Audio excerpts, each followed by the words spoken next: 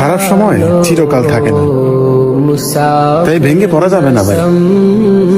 খারাপ সময় আজ আছে, কালকে ভালো সময় আসবে।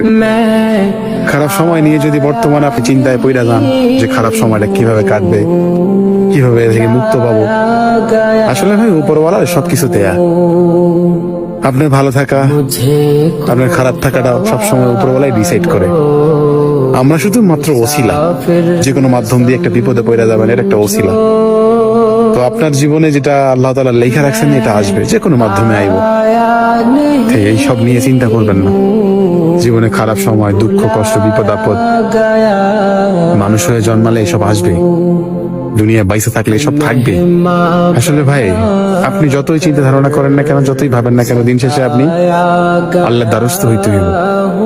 তবে নিজের ভালোটা হয়তো বা বেশি বুঝতে পারি না, তবে এতটুকু বুঝি ওই উপর বলার ভালোই ভালো।